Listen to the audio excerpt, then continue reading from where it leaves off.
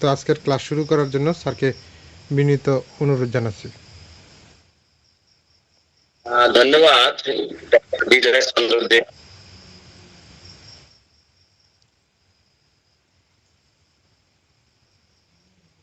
আপনি একটু ই করবেন কিনা? জি জি স্যার। আচ্ছা, তো আমরা গত পর্বে আমরা 35 পর্যন্ত আলোচনা করেছিলাম, আজকে 36 থেকে আলোচনা করব। আপনারা যারা শুনছেন তাদেরকে আমরা রিকোয়েস্ট করবো একটু মন দিয়ে শোনার জন্য, কারণ এই বিষয়গুলো আসলে হোমিওপ্যাথিতে আমি যতটা অর্গান নিয়ে স্টাডি করি তাতে আমি দেখি অর্গানের সব কথা আছে, কিন্তু একটু বিচ্ছিন্ন ভাবে আছে। তো দেখো, আমাদের নিত্যদিনের সব কথাই আমরা অর্গানে পাবো আশা করি। তো আমরা শুরু করি 36 নম্বর অ্যাপোরিজম দিয়েই। বিদ্যুৎ নেই তো কতটা করতে পারবো জানি না, সমস্যা হলে জানাবেন। আমাকে শোনা যায় ঠিক মতো? জি স্যার, জি স্যার শোনা যাচ্ছে। মোবাইল একটু দূরে রাখছি আমি, আর আমি একটু দূর থেকে কথা বলছি, যে কারণে সমস্যা হতে পারে। 36 নম্বর অ্যাপোরিজম আমরা একটু দেখি। In the two dissimilar disease meeting in the human being be of equal strength. এই dissimilar বা বিসদৃশ্য বা ভিন্ন রূপ। ইকুয়াল তো আমরা বুঝি সমান, স্ট্রেংথ মানে শক্তি, or still more. If the older, ওটা বলে পুরাতন আর কি বা আগের, one be the stronger, এটা অধিক শক্তিশালী, a new disease, নতুন যে রোগ, will be kept away, মানে দূরে রাখে, from the body by the latter and not allowed, by the latter and not allowed মানে এখানে অনুমোদন দেয় না বা সুযোগ দেয় না, to affect it, আক্রান্ত করা, এরকম একটা অবস্থা। আমরা এই সূত্রের যদি সরল অনুবাদ দেখি, যদি মানব দেহে মিলিত দুটি অসদৃশ্য, এই কথাটা এখানে গুরুত্ব আছে, অসদৃশ্য, ডিসিমিলার যেটাকে আমরা বলি, রোগ সমান শক্তিশালী হয়, অথবা পুরাতন রোগটি যদি নতুনটার চেয়ে বেশি শক্তিশালী হয়, তবে পুরাতন রোগটি নতুন রোগটিকে দেহ থেকে দূরে সরিয়ে রাখবে এবং তাকে দেহকে আক্রান্ত করতে দেবে না। এই মোটামুটি একটা। আমরা এই অনুবাদের একটু ব্যাখ্যা করি আমাদের সহজ কথায়। আমি এখানে লিখেছি সরল ব্যাখ্যা। সহজ কথায়, যদি আপনার শরীরে আগে থেকে একটি শক্তিশালী দীর্ঘস্থায়ী রোগ থেকে থাকে, তবে নতুন কোন দুর্বল রোগ আপনাকে সহজে আক্রমণ করতে পারে না বা পারবে না। আমরা একটু উদাহরণ দিয়ে বোঝানোর চেষ্টা করি। আমি একটা উদাহরণ দিয়েছি, একজন ব্যক্তি যদি গুরুতর কোন ক্রনিক রোগে আক্রান্ত থাকেন, তবে তাকে স্পর্শ করতে পারে না। এখানে পুরাতন শক্তিশালী রোগটি নতুন রোগটির জন্য একটি দেয়াল তৈরি করে। আমি তো দেহের মধ্যে আসছি, তুমি আবার আসছো কেন বাবা, তোমার তো দরকার নেই, এবং বাধা দিয়ে প্রোটেকশন দিয়ে একটা দেয়াল তৈরি করে সে নতুনকে স্থান দিয়ে দেয় না। আমরা এই সূত্রে যদি সংক্ষিপ্ত ভাবে বলি, আমি লিখছি সংক্ষেপে বলা যায়, আগে থাকা পুরানো শক্তিশালী রোগ শরীরে নতুন কোন দুর্বল বা ভিন্ন প্রকৃতির রোগকে আক্রমণ করতে বা দেহে প্রকাশ পেতে দেয় না। নিচে আমি সার কথা, আমার বইয়ের নামকরণে সার কথায় আমি লিখছি, পুরানো শক্তিশালী রোগ, নতুন দুর্বল, অসদৃশ্য। এই আগে বলছিলাম ডিসিমিলার, অসদৃশ্য, সদৃশ্য না, সিমিলার না। রোগকে প্রতিহত করে। মূল কথা হচ্ছে দেহে একটা রোগ আগে থাকলে নতুন কোন রোগ গিয়ে বাসা বাঁধতে দেয় না, কারণ ওই রোগটি দেয়াল তৈরি করে এবং দুর্বল যে রোগটি পরে ঢোকার চেষ্টা করছে তাকে যেতে দেয় না। এই সূত্রের মূল কথা হচ্ছে পুরানো শক্তিশালী রোগ, নতুন দুর্বল, তাকে সবসময় প্রতিহত করে। এই হলো 36 নম্বর সূত্রের মূল কথা। দেহে পুরানো একটা রোগ থাকলে নতুন রোগকে সে সুযোগ দিতে চায় না বা দেয় না। এই 37 নম্বরে বলা হলো সো আন্ডার অর্ডিনারি, ঠিক বা সুতরাং ঠিক একই ভাবে সাধারণ medical treatment and old chronic বলতে আমরা সবাই বুঝি এটা দীর্ঘস্থায়ী বা ক্রনিক একটা রোগ, ডিজিজ রিমেইনস আনকিউরড, মানে আরোগ্য যা হয় না এরকম বা অনিরাময় যোগ্য, অ্যান্ড আনঅল্টার্ড, যা অপরিবর্তিত অবস্থা, ইট ইজ ট্রিটেড অ্যাকর্ডিং, মানে একেবারে চিকিৎসা অনুসারে, to the common allopathy. Allopathic যে আমরা যেটাকে বলি বিসদৃশ্য চিকিৎসা পদ্ধতি, সদৃশ্য না, ডিসিমিলার চিকিৎসা পদ্ধতি, allopathic method that is with medicines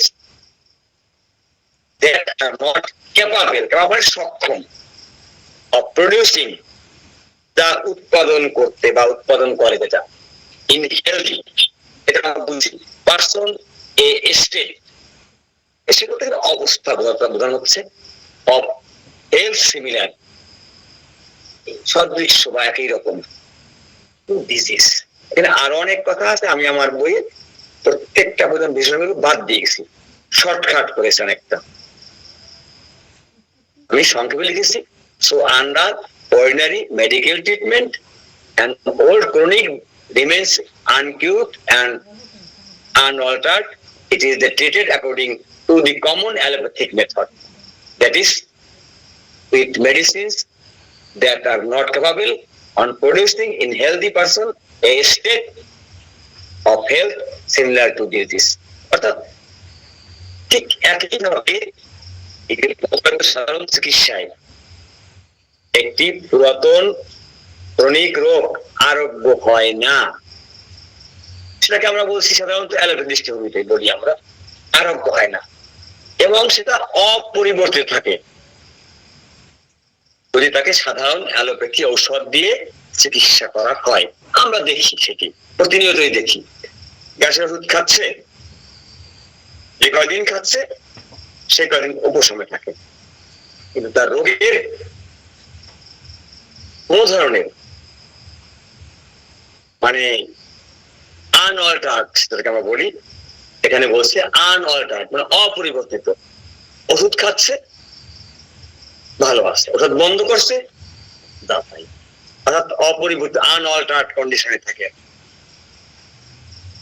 এই হলো থাকে যদি সেটাকে অ্যালোপ্যাথি ওষুধ দিয়ে চিকিৎসা করা হয়, অর্থাৎ এমন ঔষধ দিয়ে চিকিৎসা করা হয় অ্যালোপ্যাথি মতে যা সুস্থ মানুষের দেহে ওই রোগের সদৃশ্য কোনো অবস্থা তৈরি করতে পারে না বা অবস্থা তৈরি করতে অক্ষম। সদৃশ্য অর্থাৎ দেহে যে রোগ আছে সেই রোগের সদৃশ্য একটি কৃত্রিম বা আর্টিফিশিয়াল শক্তিশালী রোগ থাকে তৈরি করতে পারে, এমন হবে ওষুধের ধর্ম, কিন্তু অ্যালোপ্যাথি ওষুধে সেই সদৃশ্য বা কৃত্রিম রোগ তৈরি করতে পারে না।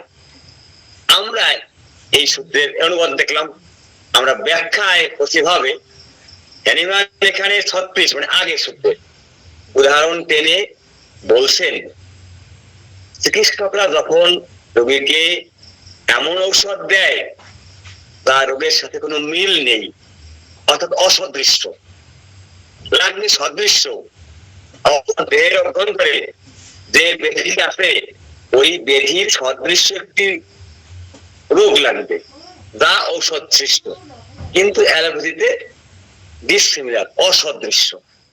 এখানে সে কথাটাই বলা হচ্ছে, এমন ওষুধ দিয়ে চিকিৎসা করা হয় যার সাথে কোনো মিল নেই, যাকে ডিসিমিলার বা অসদৃশ্য বলা হয়, তখন সেই ওষুধটি শরীরের ভিতরে একটি নতুন অসদৃশ্য রোগ হিসেবে কাজ করে। অর্থাৎ দুটি ডিজিজ, রোগ, ভিতরে রোগ আছে তার সঙ্গে সদৃশ্য হয় না, বরং সেটি হয় অসদৃশ্য, এবং অসদৃশ্য রোগ হিসেবেই সে কাজ করে। যেহেতু যেহেতু পুরাতন রোগটি থাকে শক্তিশালী, তাই সে নতুন ঔষধের শক্তিকে বাধা দেয়। ফলে বছরের পর বছর ঔষধ খেলেও রোগটি আনঅল্টার্ড কন্ডিশনে থাকে, অর্থাৎ অপরিবর্তিত অবস্থায় থাকে। যে কারণে অ্যালোপ্যাথি ঔষধ যতদিন খায় ততদিন সে উপশমে থাকে, কিন্তু তার রোগ আনঅল্টার্ড কন্ডিশনে থাকে।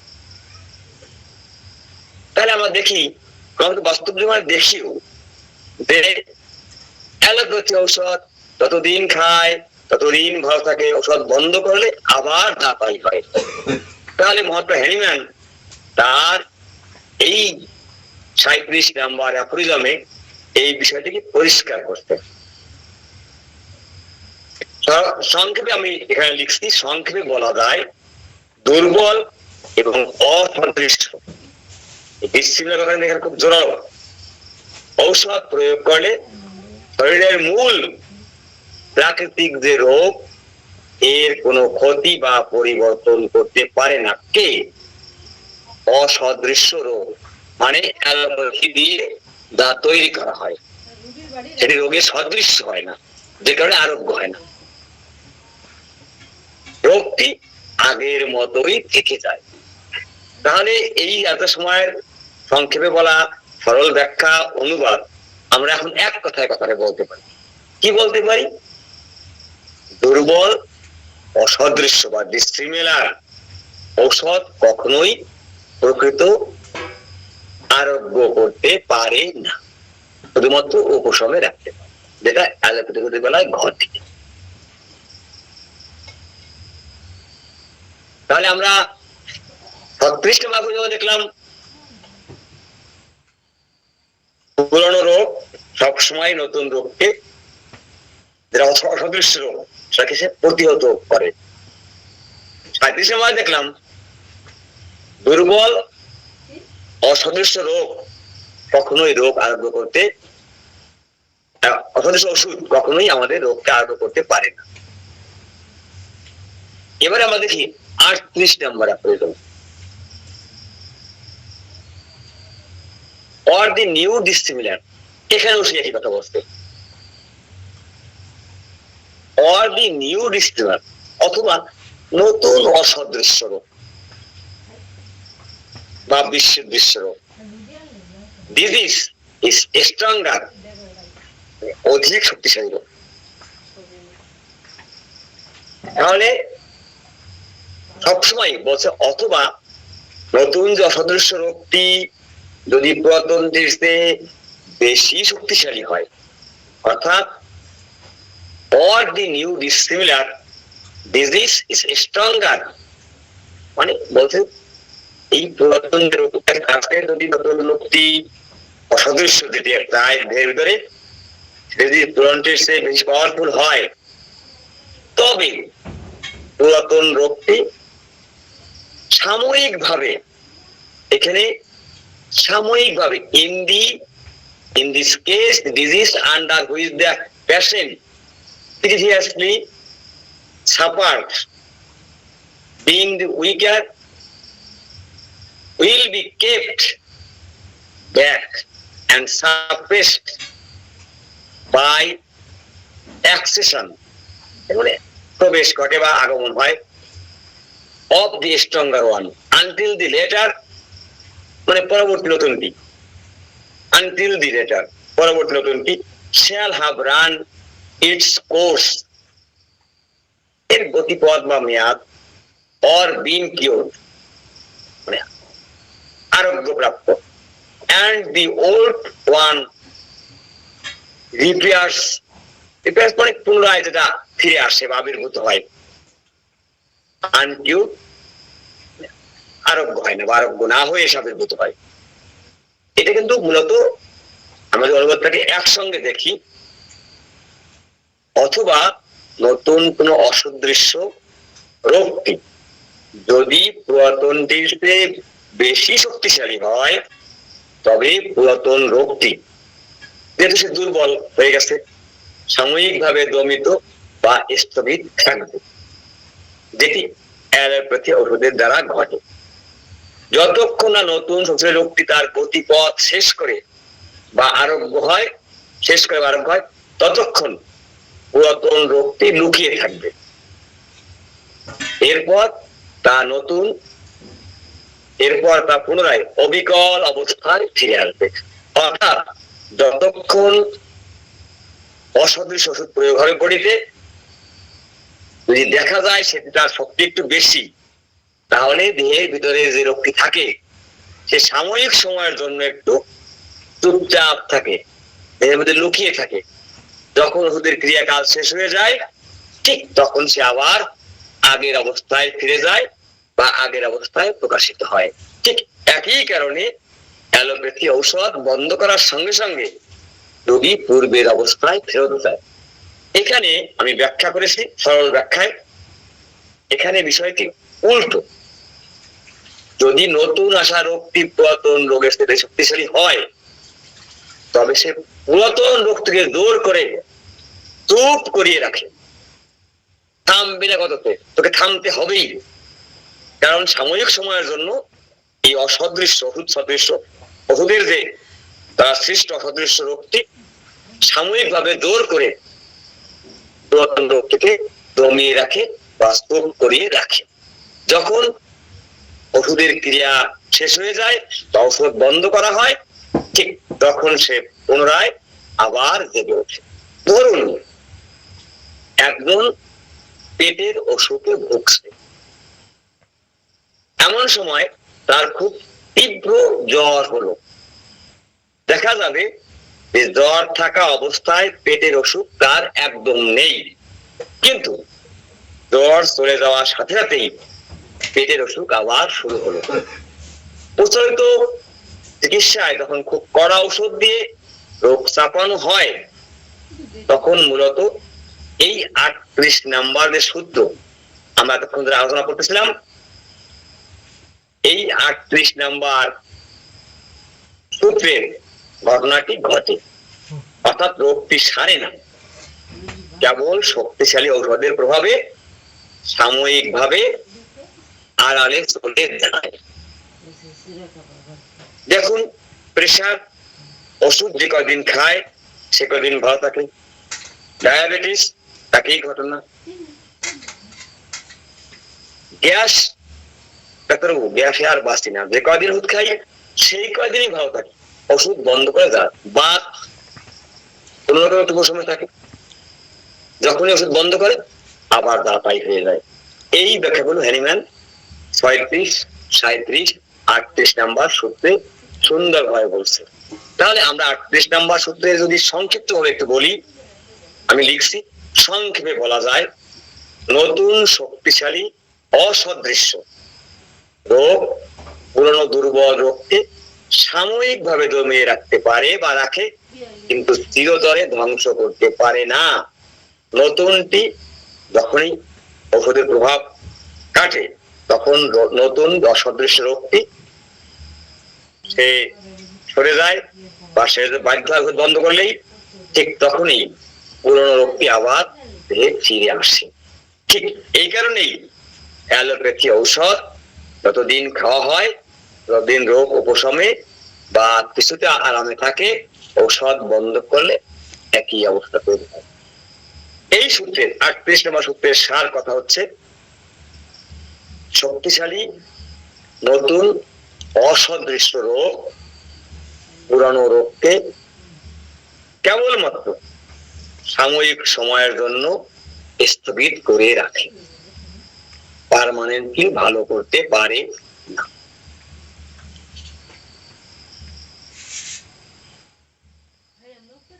একটি অ্যাফোরিজম, একটি পদ্ধতি আছে, একটা ফুটনোট দিয়েছেন। এই ফুটনোটের বিষয়বস্তু হলো শক্তিশালী বিসদৃশ অসদৃশ রোগ কর্তৃক দুর্বল রোগের সাময়িক স্থগিতকরণ বা সাসপেনশন হয়, যেটাকে আমরা বলি। সংক্ষিপ্ত ব্যাখ্যা এই পদ্ধতিটায় যখন মানব দেহে একটি নতুন ও শক্তিশালী রোগ প্রবেশ করে তখন পূর্বের দুর্বল রোগটি আরোগ্য না হয়ে সাময়িকভাবে স্থগিত বা চাপা পড়ে থাকে। নতুন রোগটি সেরে যাওয়ার পর পুরনো রোগটি আবার ফিরে আসে। চিকিৎসা বিজ্ঞানের ইতিহাস থেকে হ্যানিম্যান এর বাস্তব প্রমাণ তুলে ধরেছেন। হ্যানিম্যান এই যে পাদটিকায় আমি লিখছি, হ্যানিম্যান এই পাদটিকায় বুঝাতে চেয়েছেন চিকিৎসা শাস্ত্রের বিভিন্ন লেখকদের উদাহরণ, যেমন স্কারবি দ্বারা চুলকানি স্থগিত হওয়া বা টাইফাস দ্বারা যক্ষা স্থগিত হওয়া, এই হ্যানিম্যান প্রমাণ করে দেখিয়েছেন দুটি ভিন্ন ধর্মী রোগ দেহে থাকলে শক্তিশালীটি দুর্বলটিকে সাময়িকভাবে দমিয়ে রাখে। এখন একটি বিসদৃশ্য বা অসদৃশ্য বা ডিসিমিলার রোগ অন্য রোগকে কেবল সাময়িকভাবে সাসপেন্ড করতে পারে বা করে মাত্র, কিন্তু স্থিরতরে ধ্বংস বা আরোগ্য করতে পারে না। অর্থাৎ এই যে 36, 37 এবং 38 এই সূত্রে হ্যানিম্যান একটু বিষয়টাকে পরিষ্কার করতে একটি পদ্ধতিকার মাধ্যমে, এদিকে আমি বলবো 38 নাম্বার অ্যাফোরিজমের পদ্ধতিকা। শক্তিশালী নতুন রোগটির যখনই কার্যকাল শেষ হলে তা সেরে গেলে পুরনো দুর্বল রোগটি ঠিক আগের অবস্থাতেই পুনরায় আত্মপ্রকাশ করে। প্রকৃতির এই অকাট্য নিয়ম প্রমাণ করে যে বিসদৃশ্য অ্যালোপ্যাথি চিকিৎসা বা ডিসিমিলার ট্রিটমেন্ট ঔষধ চিকিৎসা পদ্ধতি কখনোই স্থায়ী আরোগ্য আনতে পারেন। এই পদ্ধতিকার সার কথাটা হচ্ছে একটি শক্তিশালী বিসদৃশ্য, যেটাকে আমরা অ্যালোপ্যাথি বলি, রোগ মানব দেহে পূর্বের দুর্বল রোগ থেকে সাময়িকভাবে স্থগিত করে মাত্র, কখনোই স্থায়ী আরোগ্য করতে পারে না। নতুন রোগটি দূর হলে পুরনোটি আবার ফিরে আসে। এবারে আমরা দেখি 39 নং অ্যাফোরিজম। Now the adherence মানে অনুসারী বা সমর্থক of the ordinary school of medicine saw all this for through many centuries, মানে শতাব্দী, অনেক বছর ধরে, শতাব্দী ধরে, centuries, many শতাব্দী ধরে they used for chronic disease medicine that were not homeopathic but medicine that produce উৎপন্ন করে, ঔষধ উৎপন্ন করে only a palliative, এর মধ্যে আমরা বুঝানি উপশমকারী বা সাময়িক আরামদায়ক, palliative effect, তার প্রভাব, whereby the disease was only suppressed। এখানে কথা বলছে and held back মানে আটকে রাখা, ফর এ টাইম, কিছু দিনের জন্য, কিছু সময়ের জন্য, টু রিটার্ন আফটার ওয়ার্ডস, পরবর্তীতে সেটা ফিরে, ইন এ মোর অ্যাগ্রাভেটেড, মানে একটা বর্ধিত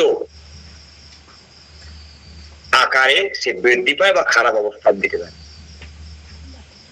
এই অ্যাফোরিজমে আমরা যদি অনুবাদ দেখি, প্রচলিত চিকিৎসা পদ্ধতির অনুসারীরা বহু শতাব্দী ধরে, মেনি সেঞ্চুরি, শতাব্দী ধরে এগুলো দেখে আসছেন। তারা দীর্ঘস্থায়ী বা ক্রনিক রোগের জন্য এমন ঔষধ ব্যবহার করেন যা হোমিওপ্যাথিক নয়, বরং সাময়িক পেলিয়েটিভ মেডিসিন বা উপশমদায়ক। এর ফলে রোগটি কেবল দমিত হয় এবং কিছু সময়ের জন্য, বলছে যে কিছু সময়ের জন্য, এখানে বলছে suppressed and held back for a time, এটা পরে বা দমিত হয় ফর এ টাইম, কিছু সময়ের জন্য, to return afterwards in a more aggravated form, এবং পরবর্তীতে টু রিটার্ন, ফিরে আসে আর মোর অ্যাগ্রাভেটেড ফর্ম, মোর অ্যাগ্রাভেটেড ফর্ম, এই একটা ভয়ঙ্কর বা মারাত্মক আকারে সে প্রবল আকারে ফিরে আসে। এই সূত্রের আমরা ব্যাখ্যা করি, আমি এখানে লিখেছি সরল ব্যাখ্যা। হ্যানিম্যান এখানে দুঃখ প্রকাশ করেছেন যে চিকিৎসকরা প্রকৃতির এই নিয়মটি বোঝার চেষ্টা করেন না, কারণ বহু শতাব্দী ধরে মানে অ্যালোপ্যাথিক সহ অন্যান্য চিকিৎসা পদ্ধতি ডাক্তারগণ এই উপলব্ধি করতে পারেন না। এই কারণে হ্যানিম্যান দুঃখ প্রকাশ করেছেন। তিনি প্রকৃতির এই নিয়মটিকে বোঝার চেষ্টা করেন না, বলছেন যখন রোগীকে তার রোগের লক্ষণের সাথে মিল নেই, অর্থাৎ লক্ষণ সদৃশ ঔষধ প্রয়োগ করা হয় না, এমন কোন ঔষধ দেওয়া হয়, তখন সে সাময়িকভাবে রোগের কষ্টকে আড়াল করে রাখে, যাকে আমরা সাপ্রেশন বা সাপ্রেস বা চাপা পড়া বলি। ঔষধের প্রভাব শেষ হওয়ার পরে দেখা যায় রোগটি আগে যা ছিল তার সাথে আরো বেশি শক্তিশালী হয়ে ফিরে এসেছে। এই অ্যাফোরিজমে যদি আমরা সংক্ষেপে বলি, শক্তিশালী অসদৃশ্য বা ডিসিমিলার ওষুধের চিকিৎসায় রোগ সাময়িকভাবে চাপা পড়ে থাকে, মানুষ ঔষধ বন্ধ করলেই তা আবার ফিরে আসে এবং এটি কোনোভাবেই স্থায়ী আরোগ্য নয়। এই সূত্রের মূল কথা বা সার কথা হলো, আমি লিখছি সার কথা, শক্তিশালী অসদৃশ্য ঔষধ রোগকে কেবল চাপা দেয়, স্থায়ী আরোগ্য দিতে পারে না। আমরা শুধু শুনি কোন অ্যাফোরিজম আছে তা আমরা জানি না। এখন কিন্তু আমরা বিষয়টা পরিষ্কার করলাম, এটা 39 নম্বর অ্যাফোরিজমে এটি আসছে। হ্যানিম্যান বলছে এই অ্যাফোরিজমের একটা ফুটনোটও মহাত্মা দিয়ে গেছেন। এখানে তিনি বলছেন উগ্র বিশ্বদৃশ্য অ্যালোপ্যাথির কথা বলছেন, চিকিৎসার মাধ্যমে রোগ সাময়িকভাবে চাপা পড়ে বা একটু স্থগিত হয়। প্রচলিত অন্যান্য চিকিৎসকের আমরা উদাহরণ দিতে পারি, আমরা এই পদের শেষ করে উদাহরণ দেবো। আমি ব্যাখ্যা করেছি প্রচলিত অ্যালোপ্যাথি চিকিৎসায় ওগুলো পদ্ধতির ফলে কিভাবে মূল রোগ নিরাময় না হয়ে সাময়িকভাবে চাপা পড়ে থাকে এবং ওষুধের প্রভাব শেষ হলে আবার তা ফিরে আসে, তার বাস্তব প্রমাণ এই পদ্ধতিকায় মহাত্মা হ্যানিম্যান দিয়েছেন। হ্যানিম্যান এখানে বোঝাতে চেয়েছেন উগ্র পদ্ধতির প্রয়োগ তৎকালীন অ্যালোপ্যাথি চিকিৎসায় রোগীকে সুস্থ করার নামে তীব্র দোলা বা শরীরে কৃত্রিম ক্ষত তৈরি করা যন্ত্রণাদায়ক এবং উগ্র পদ্ধতি ব্যবহার করা হতো এক সময়। এই পদ্ধতিগুলো মানবদেহের অন্ত্রে বা ত্বকে এক নতুন শৈলী বিশিষ্ট বা ডিসিমিলার কৃত্রিম রোগ তৈরি করে। এই যে নতুন শক্তিশালী কৃত্রিম রোগটি মূল প্রাকৃতিক রোগকে আরোগ্য করার পরিবর্তে সাময়িকভাবে সাপ্রেস, এখানে বলছে দমিয়ে রাখা, দাবিয়ে বা স্থগিত রাখে, সাসপেন্ডেড বলা হচ্ছে, কি সাসপেন্ড করে রাখে। যখনই উগ্র ঔষধের প্রয়োগ বন্ধ করা হয় বা কৃত্রিম ক্ষত শুকিয়ে যায়, তখন যাহা পড়া মূল রোগটি অবিকল তার আগের রূপেই ফিরে আসে। এই পদ্ধতিকার তার কথা হচ্ছে উগ্র প্রভাব কখনোই স্থায়ী আরোগ্য দিতে পারে না। এটি শরীরে একটি কৃত্রিম নতুন রোগ সৃষ্টি করে, মূল রোগটি কেবল সাময়িকভাবে সাপ্রেস করে রাখে, চাপা দিয়ে রাখে মাত্র। কাপ্রিজমে সুন্দর ব্যাখ্যা করছে। ধরুন আপনি আপনার ছোট বাচ্চাকে নিয়ে মেলাতে গেলেন, মেলাতে গিয়ে বাচ্চা মেলায় ঢুকেই একটা খেলনার দাবি করল দোকানে। আপনি বললেন এখন না পরে, আপনার কথা সে শুনলো, 2 দোকান 5 দোকান ঘুরলো, আবার খেলনা দেখলো, খেলনাটা একই খেলনা, সে আবার খেলনার দাবি করে। আপনি তাকে একটু জোরে বলেন না এখন না পরে, বা টাকা নেই, সে থামলো, কিন্তু মেলার শেষের দিকে এসে সে আবার দাবি করলো।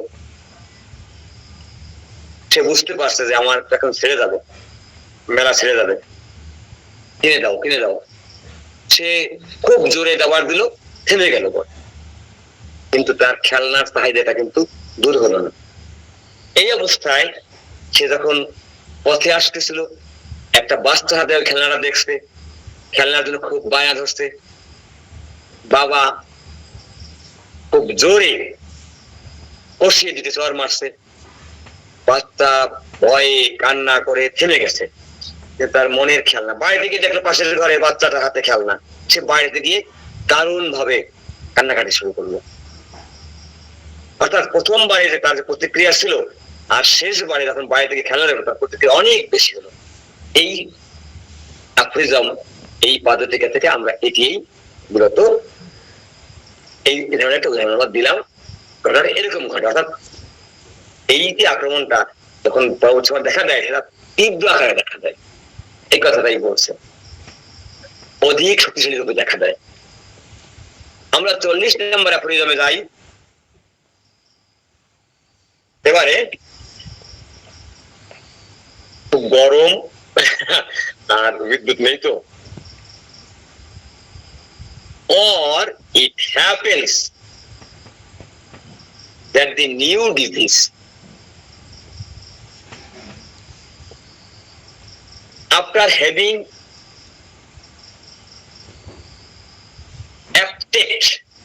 acted মানে ক্রিয়া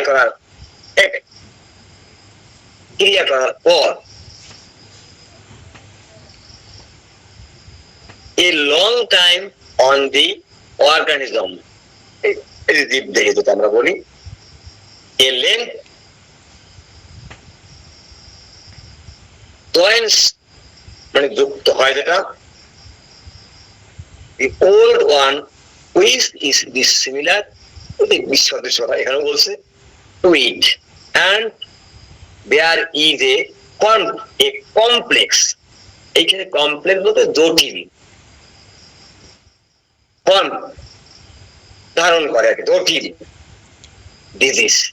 So the each of them occupies দখল করা এই পার্টিকুলার নির্দিষ্ট করে part of the organism that is to say a locality এলাকা যেটা আমরা বলি, পার্টিকুলারলি বিশেষভাবে, অ্যাডাপ্ট মানে মানানসই, যুৎসই বা উপযোগী, যাই বলি না কেন, অরিট।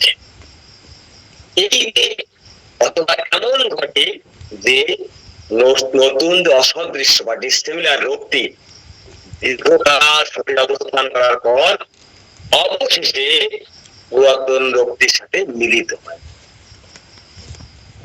দেখুন চমৎকার কথা বলছে, অর্থাৎ ওষুধ খাচ্ছে একটা রোগ ভালো করার জন্য, তার একটা কঠিন রোগ ধেয়ে আসে, নতুন কিছু রোগ আসছে তার ওষুধ খাচ্ছে, এক পর্যায়ে গিয়ে ওরা আপোষ করে একটা লেখে, ভাই তুমিও আসো আগে থেকে, তুমি বড় ভাই, আমিও আসছি, আমি এখন যাবো কোথায়? পরে ওরা দুজনে মিলে যায়। দেখেন যে তারা পরস্পর অসদৃশ্য, অর্থাৎ আগের যে রোগটা ছিল তাকে টোটাল সব ক্ষেত্রেই অসদৃশ্য, এটা অ্যালোপ্যাথিতে করা হয়। এখানে কিন্তু বারবার অ্যালোপ্যাথির কথাই বলা হচ্ছে, করা হয়। তাহলে ওরা সদৃশ্য আরোপ করতো, যেহেতু তারা অসদৃশ্য মিলে আরোপ করতে পারে না কেউ। এই দুইটা রোগ ভিন্ন প্রকৃতির, একটা রোগ আগে ছিল পুরানো দেহের মধ্যে, আর নতুন আর একটা, এরা তাই তারা মিলে একটা কমপ্লেক্স ডিজিজ, এখানে বলছে কমপ্লেক্স ডিজিজ, একটা জটিল রোগ তারা তৈরি করে। এই অবস্থায় প্রতিটি রোগ শরীরে একটি বিশেষ অংশ বা অঙ্গ দখল করে নেয়, যা তার জন্য অনুকূল, যে অঙ্গ যার নিলে ভালো হয় সেটি নেয়। এই ঠিক এই কারণেই আমরা দেখি প্রথমে অ্যালোপ্যাথিক বা বিসদৃশ্য ওষুধ দিয়ে চিকিৎসা শুরু হয়, একটি ওষুধ দিয়ে, বছর পেতে ব্যতীত 2টি 3টি 4টি ওষুধ। আমরা এমন রোগী দেখি তাদের ওষুধ সংখ্যা 30টি 25টি 26টি 28টি, প্রতিদিন মুড়ি মুরগির মতো ওষুধ খেতে হচ্ছে। সে বলছিল প্রথমে নাকের পলিপাস অথবা ঠান্ডার চাপ, সেই চিকিৎসা করতে করতে গিয়ে তার এখন অসংখ্য রোগ, শরীরের অসংখ্য অর্গান অসংখ্য অঙ্গ আক্রান্ত হয়ে গেছে এবং তাকে ঔষধ খেতে হচ্ছে নতুন নতুন করে, এবং ডাক্তার এক সময় লিখে দেয় আপনার ঔষধ চলবে, অর্থাৎ রোগের সংখ্যা বাড়ছে। ওই এইভাবেই এই যে আমরা ডিয়াফ্রাগমটার কথা বলতেছিলাম, এখন আমরা যে 40 নম্বর কথা বলছিলাম, এই 40 নম্বর ডিয়াফ্রাগমেই এই কথাটা মহাত্মা একেবারে পরিষ্কার করছে। অর্থাৎ ওষুধ খাচ্ছে এক সময়, ওইটা সবসময় বিসদৃশ্য ডিজিজ গুলো, তার সাথে মিল হলে তো রোগ ভালো হয়ে যেত। এই রোগ তৈরি করে দেয়, এভাবে তৈরি করে, এবং একটার পর একটা সে এই আগে বাসা পাচ্ছে, এও গিয়ে এক সময় বিসদৃশ্য অবস্থায় বাসা পেতে থাকে, আবার এর সঙ্গে 8 রোগ তৈরি হয়। এভাবে তার তার সুবিধা মতো যে অঙ্গ তার নিলে ভালো হয় সে সেই অঙ্গ নেয়। এবং আমরা এই কারণেই দেখি ডাক্তারবাবু সমস্যা ছিল শুধু গ্যাসের, চিকিৎসা করতে করতে বাতের, চিকিৎসা করতে করতে সেক্সুয়াল অবস্থার বিমোচন হয়েছে, চিকিৎসা করতে করতে শরীরে বল পাচ্ছে না, চিকিৎসা করতে করতে রক্ত শূন্যতা দেখা দিচ্ছে, চিকিৎসা করতে হাই প্রেশার, চিকিৎসা ডায়াবেটিস, নানাবিধ সমস্যা তার আসছে। এইভাবে আমি এই সূত্রে ব্যাখ্যা করেছি, সরল ব্যাখ্যা। এটি অত্যন্ত বিপজ্জনক একটি অবস্থা, যখন দুটি ভিন্ন ধরনের রোগ শরীরে থাকে এবং কেউ কাকে তাড়াতে পারে না, তখন তারা ভেতরে একটা আপোষ করে নেয়, ভাই তুমি আসো আমিও থাকি, তোমায় আমি কিছু বলবো না, আমি আমার মতো একটা অঙ্গ নিয়ে থাকবো, তুমি যেভাবে আসো তুমি থাকো সেভাবে। একজন রোগীর সিফিলিস ছিল ধরুন, ভুল চিকিৎসার কারণে তার শরীরে চুলকানি বা বিষ যুক্ত হলো, এখন তার শরীরে দুটি রোগী সমানভাবে চুলকানি আর সিফিলিস সমানভাবে বিদ্যমান থাকবে, একটি চামড়া প্রকাশ পাবে, অন্যটির হাড় স্নায়ুতে কাজ করবে। ফলাফলটা কি হবে?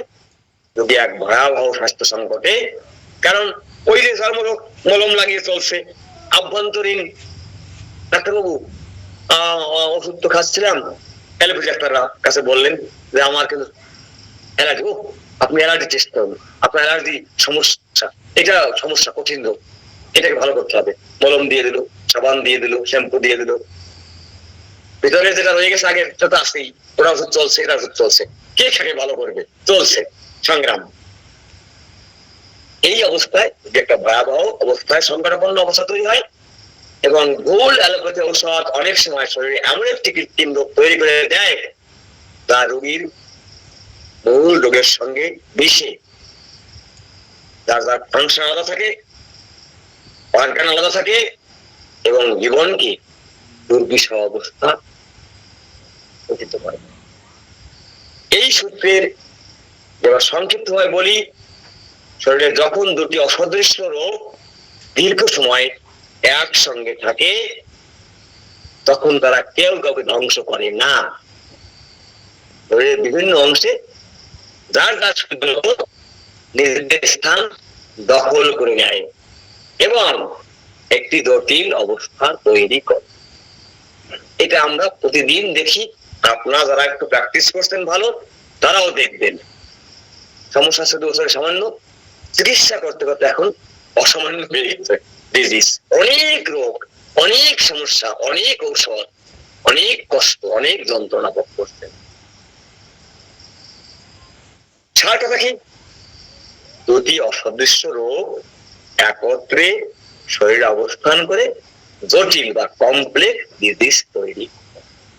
দেখুন এখানে দুটি আছে, আমরা একজন মানুষের 10টি রোগ দেখি, তার কি কমপ্লেক্স হয়, একেবারে মারাত্মক কমপ্লেক্স হয়ে পড়ে তখন। এখানেরও মহাত্মা হ্যানিমান এই 40 নম্বর একটি পদ্ধতিকে আবার ফুটনোট দিয়েছেন, এই সূত্র একটু ব্যাখ্যা করছেন তিনি। এখানে পদ্ধতিকার বিষয়টি হলো, বিষয়বস্তু হচ্ছে দুটি বিশ্বদৃশ্য, মানে একটা পুরনো ছিল, নতুন দেহে আর একটা গেছে, এখন দুটি এখন একাধিক সহাবস্থান, তাদের পর্যায়ক্রমিক চিকিৎসা কথা বলছে। যেটা আমরা উদাহরণ দিলাম, সিভিলাইজেশন আবার তার জন্য সত্যি। আমি ব্যাখ্যা করেছি, যখন ভিন্ন প্রকৃতির দীর্ঘস্থায়ী রোগ একই সাথে মানবদের আক্রমণ করে তখন তারা কেয়ার করে শরীরের ভিন্ন ভিন্ন স্থানে দখল করে নেয় এবং সহাবস্থানে থাকার চেষ্টা, এবং তারা দুজনে মিলেই একটি কমপ্লেক্স বা জটিল অবস্থা তৈরি করে। এই পদ্ধতিকায় এরূপ জটিল রোগের চিকিৎসা পদ্ধতিতে হ্যানিমান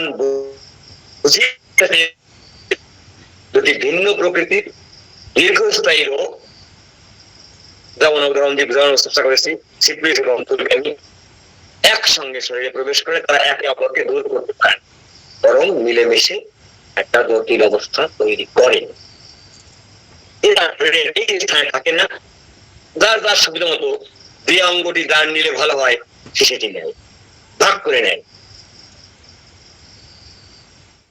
এই ধরনের জটিল রোগের চিকিৎসা কখনোই একসাথে দুটি রোগের ঔষধ দেওয়া যাবে না, যেটি অ্যালোপ্যাথিতে করা হয়। তখন সেই দ্বিতীয় রোগটির জন্য তাকে উপযুক্ত ঔষধ প্রয়োগ করতে হবে। এভাবে একটাকে ভালো করে আর একটাকে ভালো করার চেষ্টা করতে হবে এবং রোগীকে সুস্থ করার চেষ্টা করতে হবে। আমরা হলে সেটাই করি। অ্যালোপ্যাথি ডাক্তাররা লক্ষণ যতগুলো, রোগ যতগুলো, ওষুধ ততগুলো, আমাদের মধ্যে সেটি হয় না। যদি আমাদের অনেক বন্ধুরা এরকম কাজ করেন, মলম, প্যাটেন্ট, সিরাপ, বায়োকেমিক, হোমিওপ্যাথিক 8-10টা ওষুধ, 20টা ওষুধ দিয়ে চিকিৎসা করেন, এমনকি 118টা মেডিসিন দিয়েও চিকিৎসা করেন। বাংলাদেশে এরকম বিশ্ববিখ্যাত ক্যান্সার বিশেষজ্ঞ আছেন যারা ফেসবুকে সেগুলো দেয় নিয়মিত। তো আমরা ছাড় কথা হচ্ছে এই এই পদ্ধতিকে ছাড় কথা হচ্ছে দুটি বিসদৃশ্য রোগ দেহে একত্রে অবস্থান করে জটিল রোগ তৈরি করলে তাদের চিকিৎসায় একসাথে উভয় ওষুধ একসঙ্গে না দিয়ে পর্যায়ক্রমে সবচেয়ে প্রবল রোগটিকে সদৃষ্ট ভাবে ওষুধ দিয়ে চিকিৎসা করতে হয়, যেটা আমরা হোমিওপ্যাথিরা করি। 41 নম্বর। আচ্ছা, আমার সময় বেশি হয়ে গেল বিজয় বাবু? হ্যালো। হ্যাঁ স্যার, আর একটু বলেন স্যার, আর দু একটা বলেন। যদি বলি তো আপনি মিউট করুন। এবারে আসি আমরা 41 নম্বর অ্যাফোরিজমে। মাস মোর ফ্রিকুয়েন্ট, মানে ঘন ঘন প্রায়শই, দেন দি ন্যাচারাল ডিজিজ, অ্যাসোসিয়েটিং মানে সংযুক্ত হয়, অ্যাসোসিয়েট যেটাকে আমরা বলি, অ্যান্ড কমপ্লিকেটিং, এটা জটিল, কমপ্লিট যেটা আমরা বলি, কমপ্লিকেটিং one another in the same body are the morbid, এই morbid রোগাক্রান্ত বা পীড়াদায়ক যেটা কমপ্লিকেশন, জটিলতা সমূহ, which the inappropriate মানে অনুপযুক্ত বা ভুল, inappropriate আমরা বলি যে সঠিক না, এটা বেঠিক, বা যদি বলতে পারি আমরা অনুপযুক্ত বা ভুল মেডিকেল ট্রিটমেন্ট। এখানে ব্র্যাকেটে বলছেন দি অ্যালোপ্যাথিক মেথড, এখানে মূলত অ্যালোপ্যাথিক কথাই বারবার বলা হচ্ছে। ইজ সো প্রবণতা বা ঝুঁকি, to produce by the long continued, দীর্ঘস্থায়ী, একেবারে দীর্ঘস্থায়ী, এমপ্লয়মেন্ট মানে প্রয়োগ বা ব্যবহার, অফ আনসুইটেবল, এখানে অনুপযোগী কথা বলছে, ড্রাগস, আনসুইটেবল ড্রাগস। আমরা অনুবাদ করেছি ভাবে, আমি প্রকৃতিতে দুটি রোগ নিজে থেকে মিলিত হয়ে জটিল রোগ তৈরি করার ঘটনা আসছে অনেক বেশি পরিমাণে দেখা যায় অপচিকিৎসার মাধ্যমে সৃষ্ট জটিল রোগ, যেটা আমরা বলছি ম্যাল ট্রিটমেন্ট। অর্থাৎ ডাক্তার ভিজুয়াল কাজ এই বিষয়টি খুব স্পষ্ট করছেন। তিনি বলছেন বর্তমান, এই কথা হ্যানিম্যান বাবু তো অনেক সময় বলছেন, কিন্তু ভিজুয়াল কাজ পরিষ্কার বলছেন যে বর্তমান সময়ে ন্যাশনালি ভাবে যদি একাধিক রোগ দেশ তৈরিও হয়, কিন্তু তার চেয়ে বেশি তৈরি হচ্ছে ওষুধের অপব্যবহার এবং ঔষধ সৃষ্ট ডিজিজ, বিশেষ করে যেটা বলছে ম্যাল ট্রিটমেন্ট, অপচিকিৎসার ফল। অর্থাৎ ঔষধ প্রয়োগের ফলে শরীরে এই ধরনের রোগের জটিল অবস্থার সৃষ্টি হয় বা সৃষ্টি হওয়ার প্রবণতা তৈরি হয়। হ্যানিম্যান এখানে একটি কঠোর সত্য প্রকাশ করেছেন, আমি ব্যাখ্যা করেছি।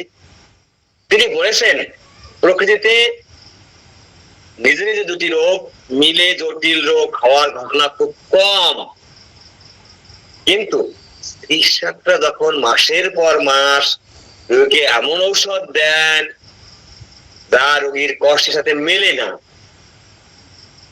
তখন সেই ওষুধটি শরীরের ভেতরে একটি মেডিসিনাল ডিজিজ মানে ঔষধ রোগ তৈরি করে।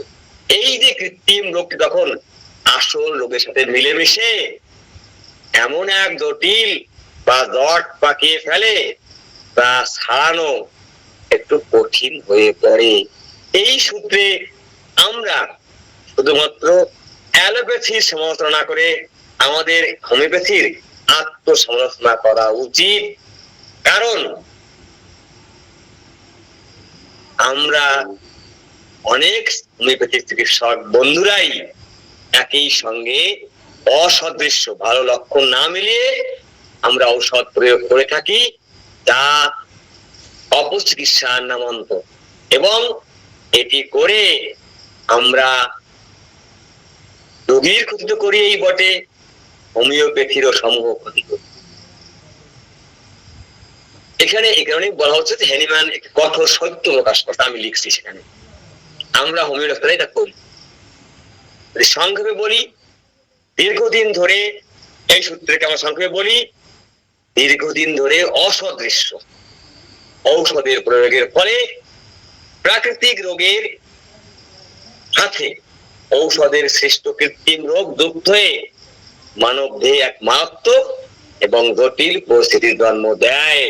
আপনি যদি দেখা যায়, আমার কাছে গত পরশু দিন একটি ছেলে আসছে, বয়স 28-30 বছর, বলছে স্যার আপনার কাছে ছেলে নিয়ম আছে, এক্সট্রা ফিজিক্যালি আছে, আমরা কত শক্তির কাছে আমার 1 আউন্স লাগবে, আমি ঢাকাতে কিনে আনি, আউন্স কিনে আনি। আমি আগে নাক্স খেয়েছি, তারপরে স্ট্যাফিসিডিয়া, তারপরে সেলেনিয়াম। তুমি কিভাবে খাইছো? বলছে আমি 30 ml কিনে আনি, এগুলা খাচ্ছি প্রতিদিন 30 ফোঁটা করে, একটা খাওয়া হয়ে যাবে আর একটা খাই। এভাবে কতদিন খাচ্ছো? 2 বছর খাচ্ছি। এখন তোমার লাস্ট টাইম বলছে স্যার তাহলে আমি এখন কি করতে পারি? আমি তোমার অবস্থা কি, তোমার সেক্সুয়াল সমস্যা না? বলছে হ্যাঁ। এখন স্যার এখন আর আমার অবস্থা খুব করুন, অর্থ খাচ্ছি, কোনো কাজ হচ্ছে। দেখুন এই যে যে আমরা হোমিও ডাক্তাররাও গর্ব করি, হোমিওপ্যাথি কোনো পার্শ্ব প্রতিক্রিয়া নেই। আমরা কত বড় আহম্মক হয়ে এসব কথা বলতে পারি, লিখতে পারি ফেসবুক মতো জায়গায়। দুর্ভাগ্য আমাদের। ডাক্তাররা আমরা লিখি যে হোমিওপ্যাথিতে কোনো সাইড ইফেক্ট নেই। কত বড় আহম্মক হলে এইসব কথা বলা যায়, লেখা যায় এবং সেভাবে চিকিৎসা করা যায়।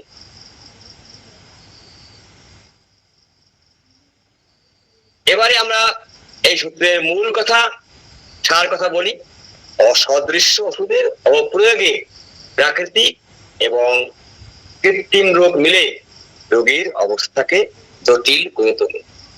সেটি অ্যালোপ্যাথি ওষুধ যদি হয় মানে কি অপপ্রয়োগ হতে পারে, হোমিওপ্যাথি অপপ্রয়োগে সেটি হতে পারে, বরং অ্যালোপ্যাথিতে হোমিওপ্যাথিতে এই ধরনের প্রয়োগে জটিলতা অনেক বেশি তৈরি করে, যার থেকে বের হওয়া যায় না। কাজ পরিষ্কার বলছে মেডিসিনাল ডিজিজ গুলো খুব মারাত্মক হয় এবং সেখান থেকে বেরোয় আসা অনেক জটিল কাজ। 41 নম্বর অ্যাফোরিজমেও একটি পদ্ধতিকে রয়েছে, একই কথা বলা হচ্ছে এখানে একটু ব্যাখ্যা দিয়ে। অপচিকিৎসা জনিত কৃত্রিম রোগ এবং প্রাকৃতিক সমস্ত জটিল সৃষ্ট জটিল অসাধ্য রোগের কথা এখানে বলছেন।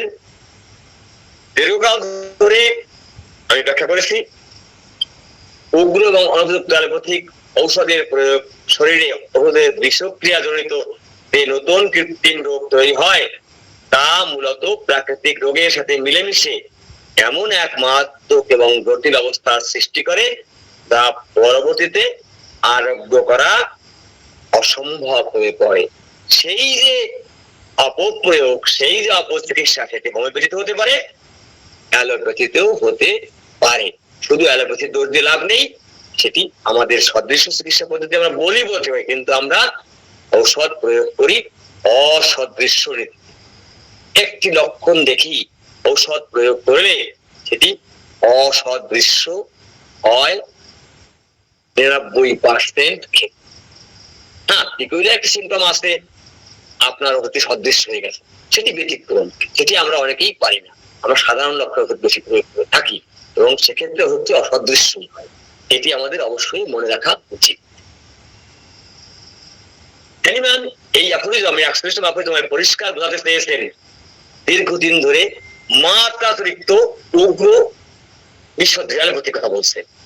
ঔষধ প্রয়োগ করলে তার হইতে সুস্থ করার বদলে শরীরে নতুন রোগ তৈরি করে।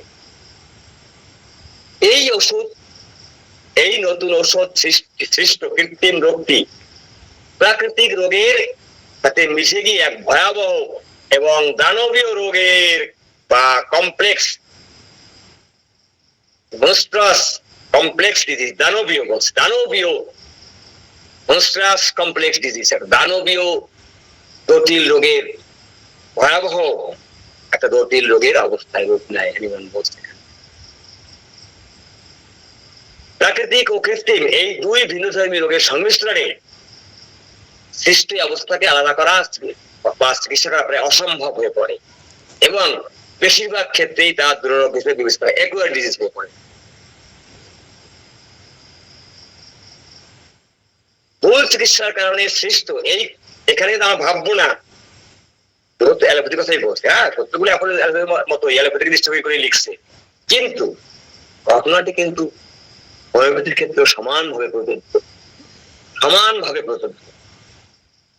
এই সূত্র থেকে আমাদের শেখা উচিত যে আমরা যেন অপচিকিৎসায় লিপ্ত না হই, আমরা যেন দুই একটি লক্ষণ, সাধারণ লক্ষণ প্রয়োগ করতে উৎসাহিত না হই, এটি আমাদেরকে অবশ্যই শেখা উচিত।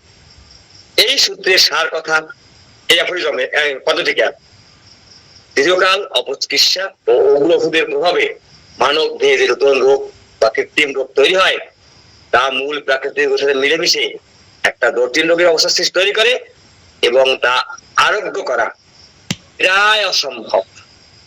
ওই ছেলেটিকে উদাহরণ দিলাম, ওই ছেলেটা আমাকে, স্যার আপনি আমার চিকিৎসা করবেন? আমি না, কোন ডাক্তার?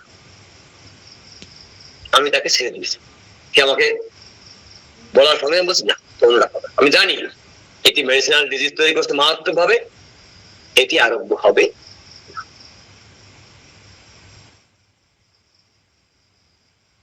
আপনারা বললে আমি আর 10 মিনিটে 3টা প্রয়োজনীয় কথা বলবো, যদি বলি শেষ করতে চাই শেষ করতে পারি।